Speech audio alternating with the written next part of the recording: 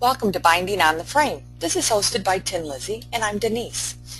I'm really excited about this lesson because I do a lot of different things on the frame, and there are a couple different ways to put binding on a quilt on the frame. And so we're going to go through the process of one of the ways that I use the frame to put the binding on.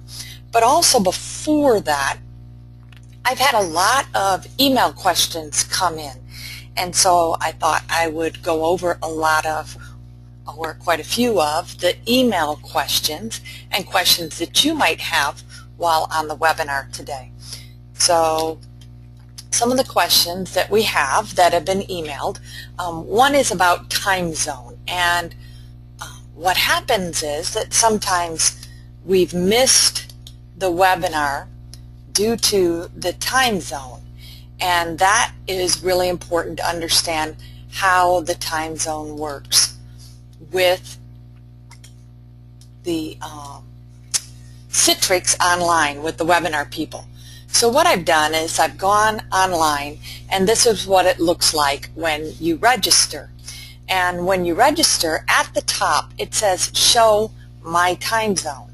So if you are like Shirley and you're on the West Coast, then you're going to want to go in and select the time zone that you are. So maybe you're Pacific time. You'll want to click on the time zone that you are, or maybe you're Mountain time like Melissa is. And you'll want to click on that time zone, and then once you do that, set the time zone, and that will ensure that when you get your email confirmation, it's in your time zone. So a couple people have emailed, Wendy did, and Kim, that they had missed because the time was different than what they had thought. So you'll want to be sure that you set up your webinar for your time zone, and then when you get that email confirmation, it will come up right away and let you know what that time zone is. So that makes it quite nice and easy to know what time zone we're in. And so I want to make sure that all of you get to view the webinar and don't miss that time zone. So when you go to register, be sure to click on your time zone and it'll send you all the information. That link is good to use for that month. Each month you'll get a different link for the free webinars. The next question came in from Brenda, and she wanted to know if we can do nesting webinar. And we've done one nesting webinar, but we're actually going to do another nesting webinar, and that is, it's been a request by a few of you to do more nesting webinars to help you to understand how to nest. So Brenda, I'm here to let you know that we're going to do a couple other nesting webinars. Now, if you have the Quilt Magician, inside the Quilt Magician, there are things such as save layout, auto center, nesting, create set points. There are a few things that we haven't covered. And when we go into that nesting webinar, we'll do it where it's with a pantograph, a paper pattern, and we'll also do that with the Quilt Magician and the settings that you have inside of there. So if you want to use the nest setting that's inside of the Quilt Magician, we're going to do that also. A few of you have asked where to find the webinar and how long does it take for it to get posted, which is a great question. A lot of people want to know, well, where do I find the webinar and how long does it take to get it posted on the website? And all of the webinars are actually YouTube videos. So there's a couple ways that you can find these webinars. And while I'm going here, it's a great question. Barb would like to know, what is nesting? So nesting is when a design is maybe an edge-to-edge design and it takes up space inside of a previous design. So maybe it is a button flower. There's one from Golden Threads, and that flower sets inside of the previous design, so it nests partway into the space of the previous design without touching. So the webinar that we'll do will help you to understand how to nest and when nesting is important. Sometimes designs are just straight across, and sometimes they nest within that space. And I'll see if I can find one of those to show you, Barbara. So I'm on the Tin Lizzie site right now, and as I scroll down, on the left-hand side, there are a few things to choose from. Well, here's the Learning Center. And under the Learning Center, there are a few things that people are asking how to find. The first one is up-and-coming webinars. So under classes and sign up, you'll want to go in there and check to see what there is for you to sign up for. They're color-coded. So the mauve color here is a class that's in Wisconsin. So you can see that there are different colors. The orange, those are webinars. So today you're on the Binding Can Be Stitched on the Frame. Next week, hopefully you've signed up for the Flip and Sew. So as you can see, there are quite a few different things. The California classes are in a yellow, and the Utah classes are in a blue. Also, then underneath there, we have the webinars. And the webinars, as you're on today, are recorded. And the recorded sessions you can go to through the link on Tin Lizzie's website. Or you can go actually to YouTube. So Tin Lizzie has a channel, a YouTube channel. Now, if you were to click on one of these,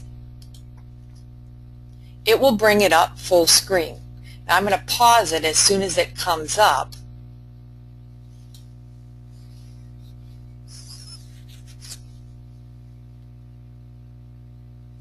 And depending on your internet connection, it may take a couple minutes, it may take 30 seconds, it may be very quick. It really is based on your internet connection. Once this appears on the screen, you can then click full screen or view in the YouTube window.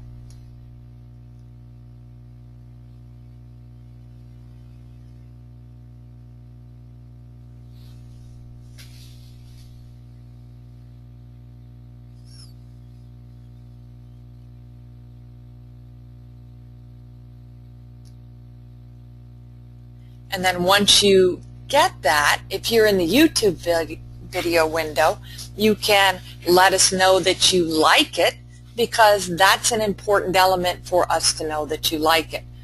Also, under the video library, you'll find that there are other videos available for you under the video library. And then class descriptions. So depending on what you're looking for, there's a lot for you to choose from inside of the Tin Lizzie website.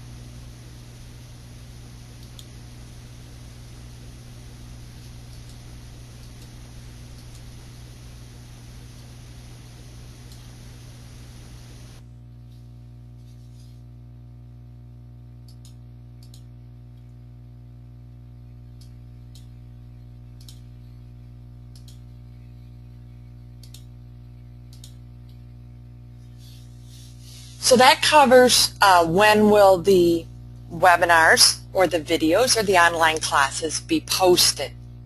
We try to post them within 7 days. They get them posted pretty quick depending on internet connections and things like that. Everything is based on when we can get online to do that.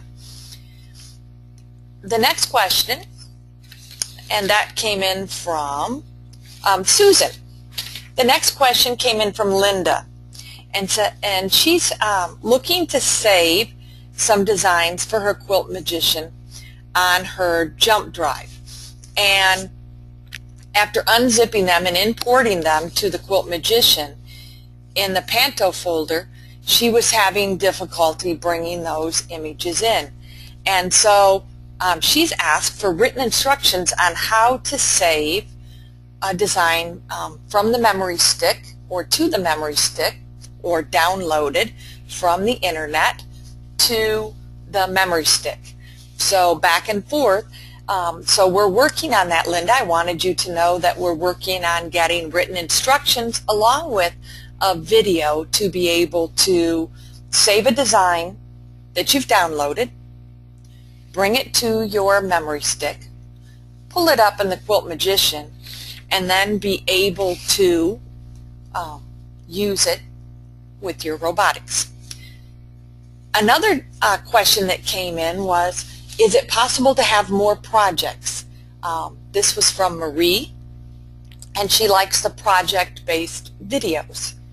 And she was wondering if there would be any way that there would be more project-based videos. And that is something that we're working on. So most definitely we can do more project-based videos. The next question I have here is from Susan, and it's about thread and batting and a little bit about needles. So the question is that she's a little confused on when to change the needle and what threads are best for what needle and what project. Well, the thread, let's talk about the thread first. The thread is really up to you. I am not the thread police. Nor do I want to be the thread police, but let me give you some best practices for thread. The first thing is make sure you use a good quality, and good quality is extremely important. So you want good quality, and you don't want to use old thread. It's amazing how brittle old thread will get. Now, what do you consider old thread? Well, definitely one on a wooden spool is going to be old thread, but maybe the old thread is something that maybe is 4 or 5 years old and has been out in the environment or in the sunlight, and it actually will change the quality of the thread. So you want to make sure that you keep your thread out of the sunlight. You want to keep it protected. My thread is actually on a pegboard. It is in a closet. Mine is in a cedar closet. I just happen to have a cedar closet that I put in when I did my sewing room. And it's protected from the sunlight, so it's always in the dark unless I have it on my machine. The thread could be a cotton, polyester, could be a polyester, a silk, or it could be a blend. It could even be a rayon, which is a more decorative thread. And this is where Susan's question came in. She was surprised that I have used rayon thread to quilt with. And we talked about this on a past online class. If I use a rayon thread, it is not one that's going to be a bed quilt, a quilt that's going to be washed for a child all the time. It's mainly used for decoration. My preference is cotton or a polyester. If I want a shine in my thread on top of the quilt, I'm going to use a polyester thread. Although there are polyesters that aren't as shiny as other polyesters. The needle is going to change depending on the thread you use, the batting, and the fabric. So I have used a lot of silk. When I quilt with silk, I use a smaller needle and a lighter weight thread. 90-14 is usually what I use. When I quilt with a denim, I'm going to use a heavier weight thread and a heavier needle, usually a 110. A 100 is pretty much my standard needle that I use most all of the time.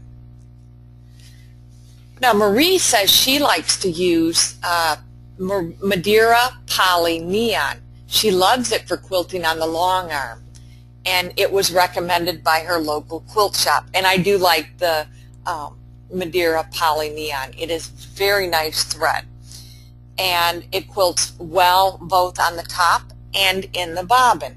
So speaking of the bobbin, let's talk about that. I would say 90% of the time, my top thread is the same weight or heavier than my bobbin. Very, very rarely is the bobbin heavier than the top thread. When it is, it's usually because I'm quilting with a monofilament. And a monofilament is a thread that you really don't see. You see the quilting, but you don't see the thread. Madeira makes a monofilament, Superior makes a monofilament, Sulky makes a monofilament, and I'm sure there are other companies that make a monofilament. My suggestion when it comes to monofilament is that you use a polyester monofilament as opposed to a nylon monofilament, because a nylon monofilament is hard to press. And so that leads us to our next question that came in, and it's about quilts with embroidery designs or quilts with applique. And the question is, do you quilt through a quilt with applique or embroidery, or what do you do with that? And really, it's a personal preference. Again, I'm not the quilting police, I'm not the thread police, but I can give you some suggestions. So I have a beautiful quilt on my wall in my sewing room, and it has embroidery and it has applique. And I didn't make it. It was a quilt that was in an auction that I won. And this quilt, the person did crosshatch and did not quilt through the embroidery. They quilted around the embroidery. I have another quilt in my sewing room that has embroidery that I did, and I actually quilted through the embroidery.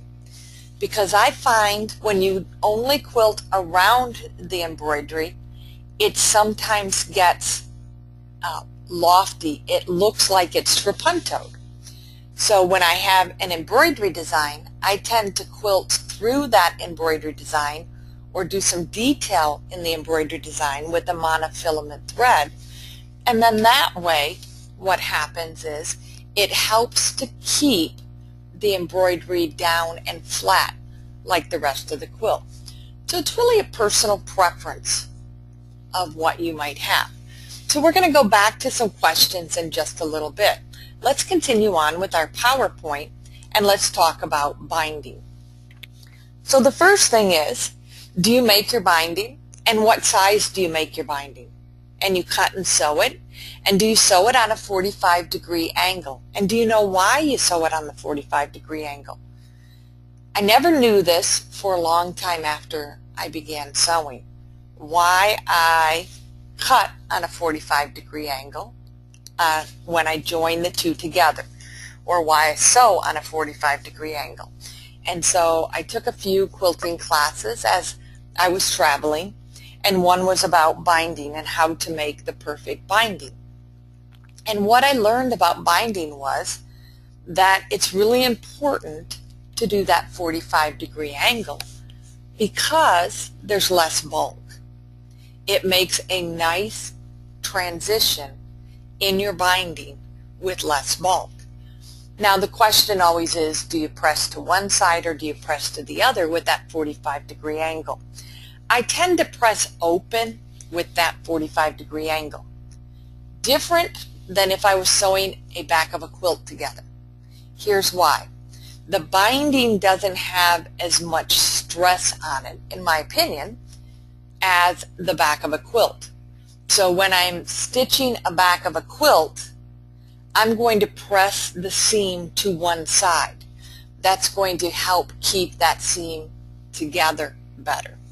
When you're doing binding the way that it's folded, there's not as much stress on that as you might have in the back of a quilt. So that's my comparison. When would I press to one side and when would I press open? I very rarely press open. Most of the time I press to the side, but on my binding I press it open. So I cut and sew those all together. Usually I'll measure around the quilt. So let's just say I have a 45-inch quilt. So it's a square and it's 45 inches. So I'm going to take the 45 inches and times it by 4, which equals 180. I'm going to divide that by 36. That's a yard of fabric. That equals a certain number. So 180 divided by 36, that's by the yard, that's 5. That would be if I was cutting the length of my yardage. If I'm cutting selvage to selvage, I'm going to divide it by 40, not 42. 180 divided by 40 because of my selvage edge, and that's 4.5. So 4.5, I need to cut 5 strips of binding. 5 strips. Those 5 strips then I'll sew together.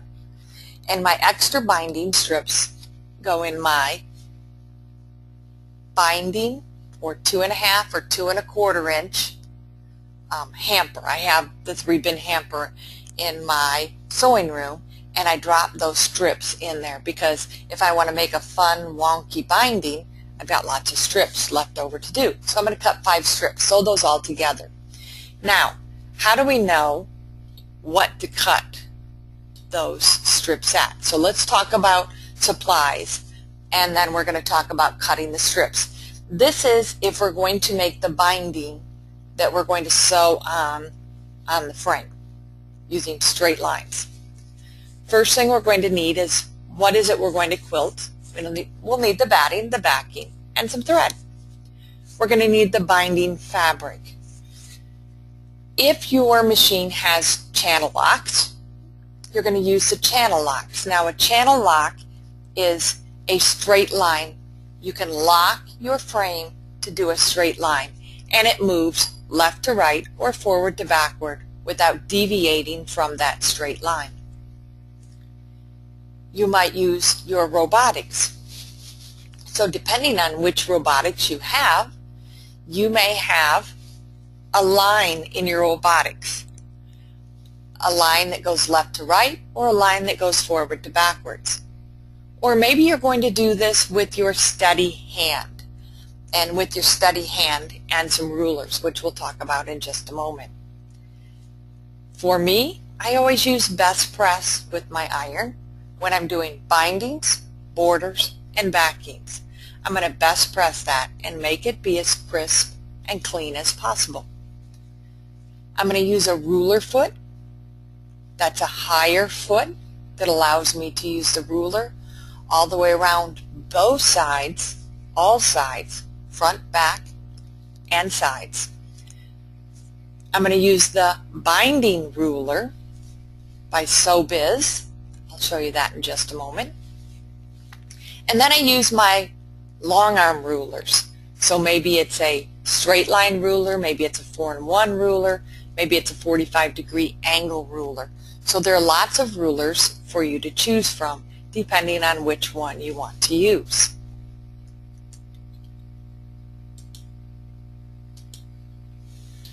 Then there's a little prep work. So the prep work consists of measuring your ruler foot. So you're going to take your ruler foot out, you're going to measure the distance from where the needle lands to the edge of your foot.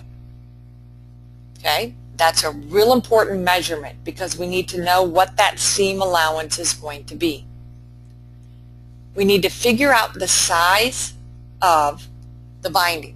What are we going to cut that binding size to be? If you cut your binding 2.5 and the needle is a 1/2 inch from the edge of your foot, you're going to add to the binding. You've got to add the difference between those two. So maybe you're only going to add a 1/4 inch, maybe you're going to add a 1/2 inch.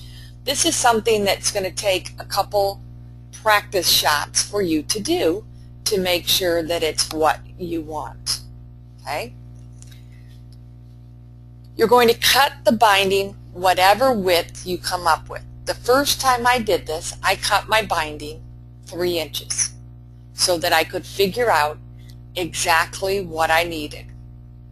And I ended up cutting my binding at the end of the day when I figured it out 2 3/4 inch. You're going to sew the binding strips together in the 45-degree angle method. So you're going to strip them all and sew them together in a 45-degree angle. Then you're going to press them in half. So lengthwise, you're going to press them in half so that you have your nice crisp binding. And I do that with my best press. Be sure to press those seams open as you fold that in half. Press the quilt top and the backing, and then load your frame. I load my frame with my backing and my body, and I either use a channel lock or a straight line to give me the straight line to start my quilt. That becomes extremely important. Now, set that binding aside. I'm going to show you a second way to do binding on the frame also. So one way is the binding is a secondary piece, as you probably normally do. The piece I'm pressing here is actually the back of this little piece. And what's going to happen is I'm going to quilt it, and then I'm going to use the backing for the binding. So I do that with smaller projects. I use the backing for the binding. Now, a couple things. Marking and measuring is the most important element when using the backing as your binding. So I do use the ruler from SewBiz. I use a white marking pen on my dark fabric. I have a pink marking pen for my medium, and then I have blue, so I have different colors depending on what I'm doing. You're going to measure twice and cut once. Now this dual angle ruler is pretty cool. It has 2 sizes, meaning 2 angles that you get inside of one package. And I use this one quite a bit because I like octagonal shapes. I like odd shapes. And this ruler gives me a hexagon and an octagon. And a hexagon is a 120-degree angle, and an octagon is 135. And that becomes extremely important when doing those corners where I'm going to bring the back to the front. The big thing is that you don't want to quilt off of your piece, meaning when you look at this piece, the only spot that's going to be quilted is the gold area. So I remove the excess batting out of my way when I'm going to do this way of binding. So cut it all entirely out of your way. You can leave a 1/4 to a 1/2 inch all the way around if you want. I've given myself no extra because I have extra fabric on this particular piece. So remove the excess batting. I use a ruler and I base down the piece when it's on the frame. So if I was putting this on the frame right now, I would base that piece down. Don't be afraid to baste like through the center and through left to right to secure it down, or using a ruler to stitch along the sides. So I baste it as I go. Keep in mind that you're going to need at least a minimum of 1.5 inches on all sides. So what I tend to do is I draw out that 1.5 inch all the way around so that I know exactly what I need for that binding. That 1.5 inch is going to fold in twice and become the binding.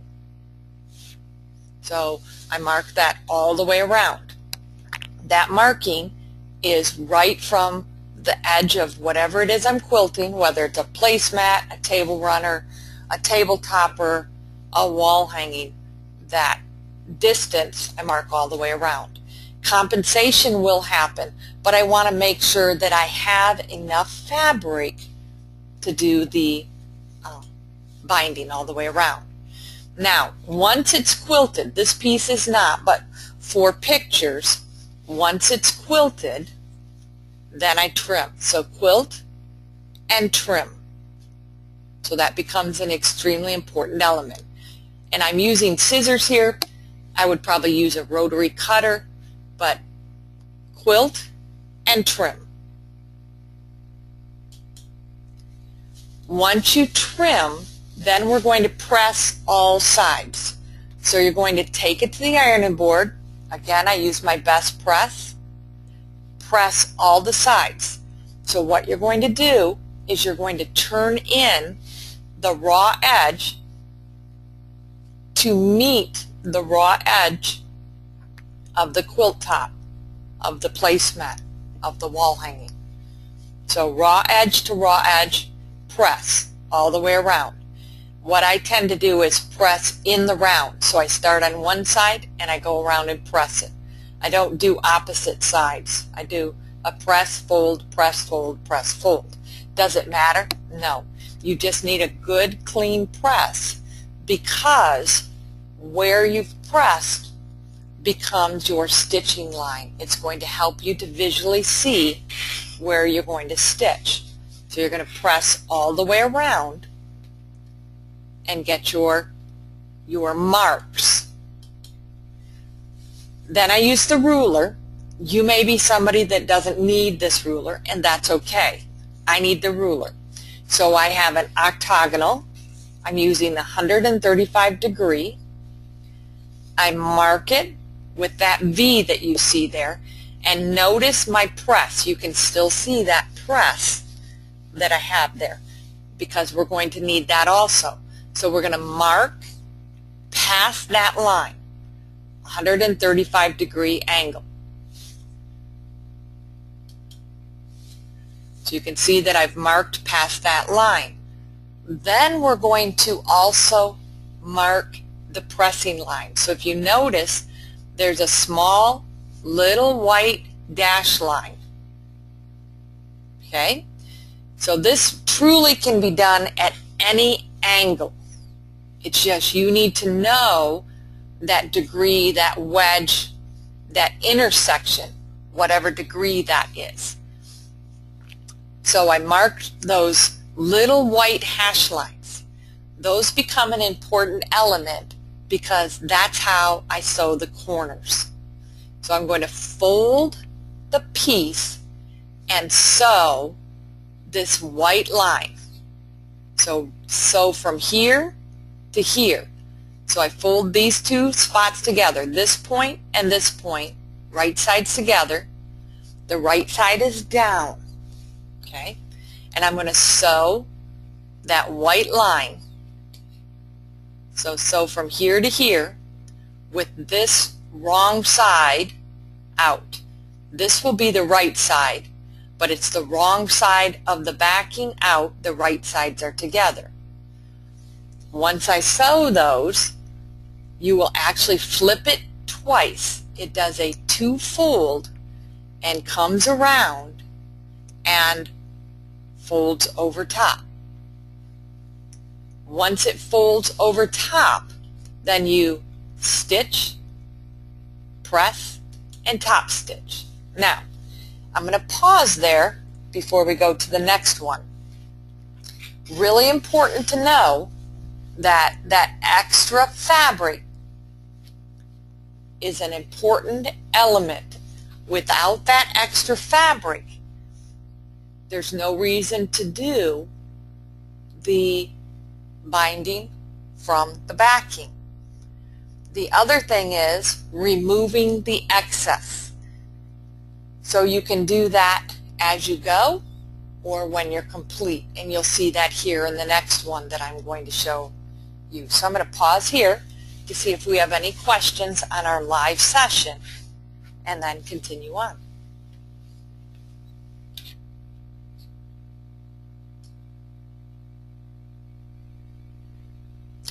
Couple good questions. Let's back up here a second.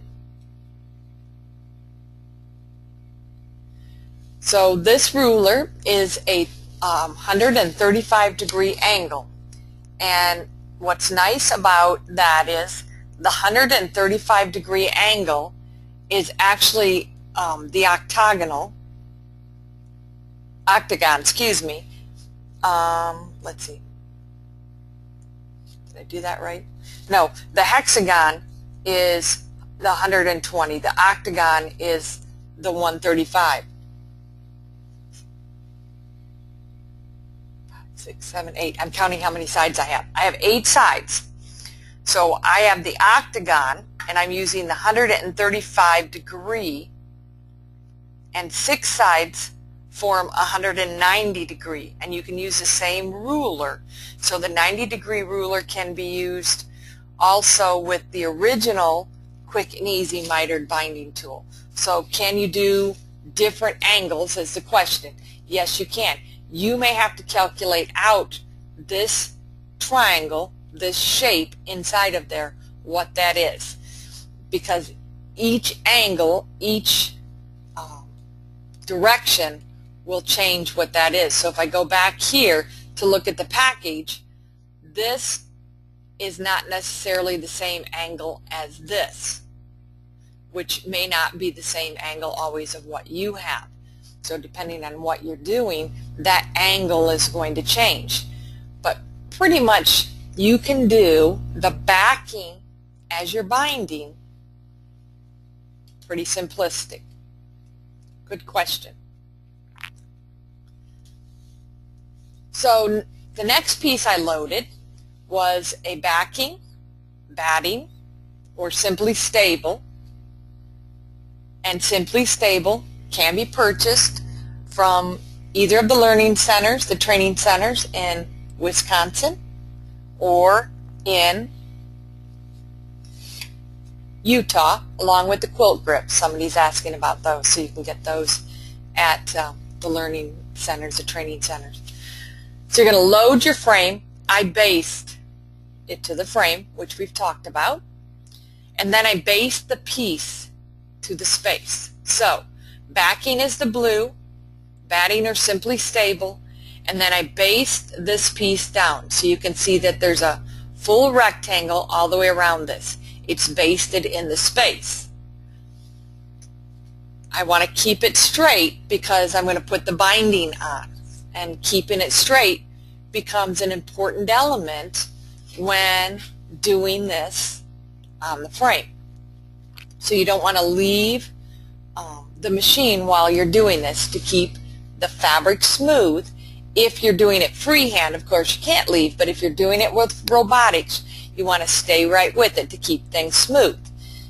Now, you could use a spray adhesive if you wanted to hold it in place, but I still would not leave it. I still would stay with it because you want to make sure that it stays where you put it and it doesn't shift. So I am keeping things straight on the frame, the layers together. Trimming the batting, anytime you can trim that batting. So right now the batting could be trimmed. When it's off the frame, you could flip and just have the batting and use your rotary cutter to trim the batting. For me, I tend not to use my rotary cutter to trim the batting because it usually puts the batting in my mat and makes kind of a mess of my rotary cutting mat. So I'm one that likes to cut the batting with scissors. It's entirely up to you. You have a couple choices there. I find trimming on the frame is much easier with scissors than taking it off the frame because my backing is very smooth and it's out of the way when I pick the batting up. Then I'm going to quilt the inside space. So what that means is I'm going to stay inside the box or the square, whatever that shape is. I'm going to quilt within that space. So you can see here my quilting pattern did not go out into the batting. The quilting pattern is in that space. That's extremely important because I don't want to have to rip out those extra stitches. I don't want to have to rip out anything that went out into that outer space. That's if I'm using the backing as my binding. For this project, I could actually do either way. I could put its own binding on there, or I could use the backing as the binding. If I'm using separate binding, I'm actually not going to trim away the batting. It's not important until I'm all done. And then I'll trim it up with scissors or the rotary cutter at the end. We're almost complete. We need to take this off the frame if we're going to use the backing as the binding. Trim all the way around. Who remembers how much extra we need of the fabric? We can leave a 1/2 inch or less of the batting, but how much extra do we need of the fabric? Good job. We need 1.5 inches of the fabric. 1.5 inches of the fabric is important in order to have enough to turn all the way around. Now the question is, with 1.5 inches of fabric, what does that make the finished binding size? So the finished binding size with 1.5 inches is 3/4 inch binding. Now if you want less than that, you could leave less fabric all the way around. That's really, an option for you to decide what size you want your binding. I've always done it the way that Donnell's rulers suggest. I did try it smaller one time and it worked, but I've always done it the way that the rulers suggest when I'm doing it this way. This is a great way to do placemats that finish very simplistic. You have a 45-degree angle in the corner. This piece on the frame here that you see could be a placemat. It makes it quite simple.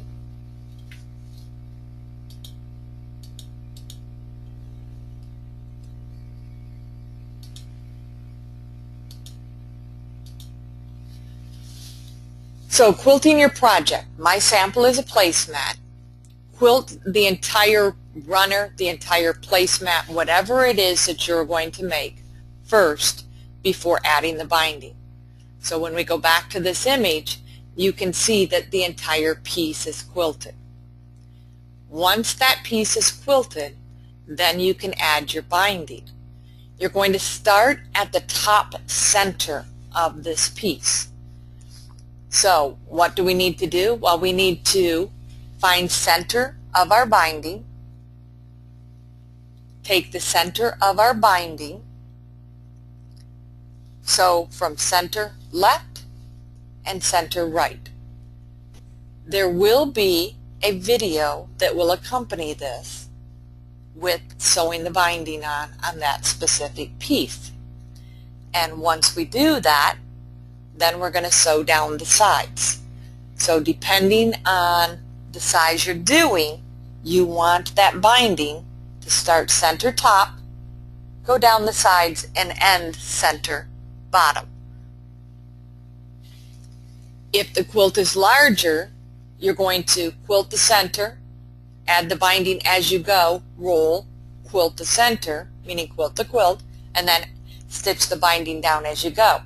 If you do basting down the sides as you go, putting your binding on will be not much different. You're just adding binding and keeping things straight as you go. Now I'm going to pause here to see if we have some more questions. If you're on the live session, the question box is the red rectangle at the top of your screen. Click on that. Question box will appear and you can ask questions. If you're watching the recorded session, you can always email your questions in.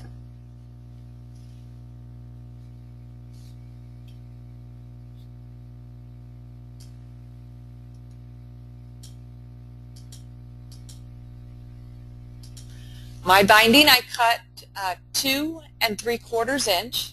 I do use my ruler foot when putting the binding on.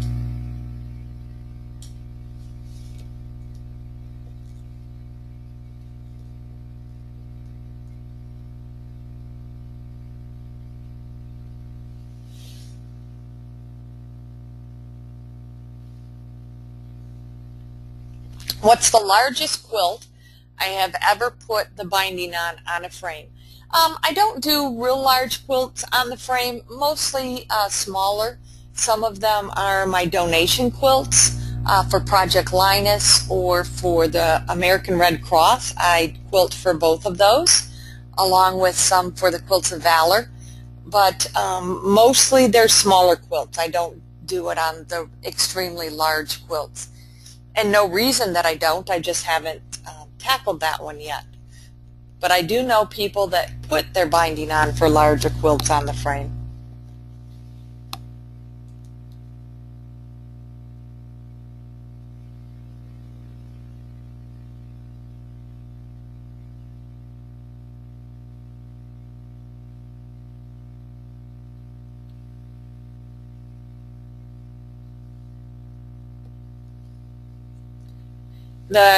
Another question is, does the seam affect the foot or the height of the machine foot?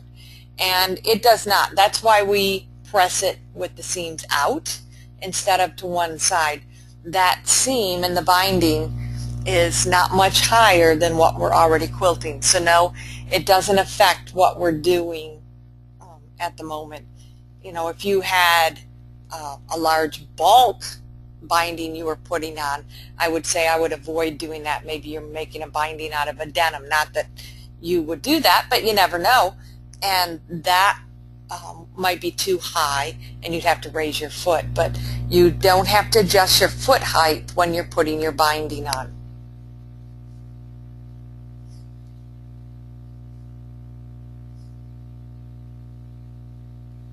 Stitch length. I do shorten my stitch length when I'm doing the binding. Right now, looking at my machine, I have a 14 stitches per inch, so I have it quite short. That's close to what I would do on the sewing machine if I was putting the binding on.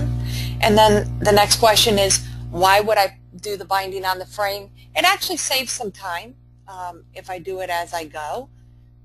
And I can do a binding on the frame at the same time as I'm quilting it, and maybe I'm at my sewing machine putting another one on. So it's really just a time saver.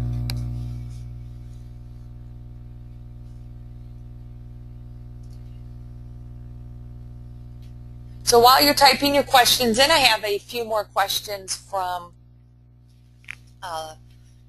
email questions that I'm going to go to.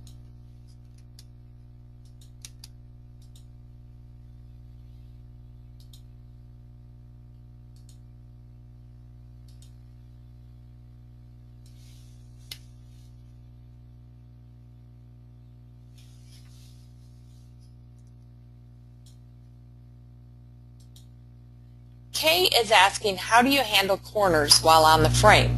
And that's a great question. That's where I use my 45-degree angle ruler. So I have a specific ruler that I use, and that ruler is one you'll see in the video. It has a 45-degree angled corner. And that 45-degree angle corner is what helps me to get the miter. Even where I use it on the sewing machine, I have a 45-degree angle tool that I use to do that. And any of the rulers or anything that you're looking for, so Joan's asking where you can get the ruler, and any of the rulers and things you should be able to get from the training centers.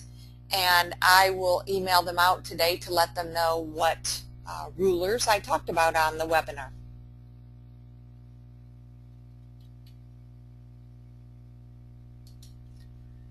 The next question was about the blog and how to navigate around the blog. So there are a couple things here. Maybe you'd like to follow by email and know when something is posted. If you put your email address in here and click submit, it will let you know when something's posted. Maybe you'd like to know more about thread. So if you type in the word thread, it will actually search the blog and give you all the postings that have been posted about thread. And that becomes important when you want to know about different things that have been posted on the blog. So there was a webinar about thread. This was how to reserve your spot for webinars, and one of those happens to be about thread. Or batting. Maybe you want to learn about batting, more about batting. On my blog, I have the information sheets from each of the batting companies, so you could click on any of these links. It will take you to the batting company. So here's the Warm Company, and they have an educational sheet on batting, and you could put that in your binder for your frame and go to it when you need to find out more about batting. Or maybe you forgot, you know, warm and natural. How far apart do I have to quilt warm and natural? Do I need to pre-wash it? So the batting instructions are very nice and gives you a lot of great information about that. So my suggestion always is that you sign up via email for the blog, and then that way you get all of the information once it's posted. So putting binding on the frame, be sure to watch the video. That will be posted on the Tin Lizzie site underneath the Learning Center, and I'll do a short little video that will accompany this on binding on the frame. That'll show you the ruler that I use and exactly how I do the 4 sides on that little placemat that I have on the frame. Well, I know some of you are excited about trying the binding on the frame, and some of you have a little fear, and I can understand that. Start with something small, a placemat, a table runner, a candle, a little candle trivet, something small, and see if it's for you, because maybe binding on the frame is something that you don't want to do, but you want to try it at least once. I tried it. I like it. I don't do it all the time. I do it once in a while, and I'm glad that I have the experience in doing it.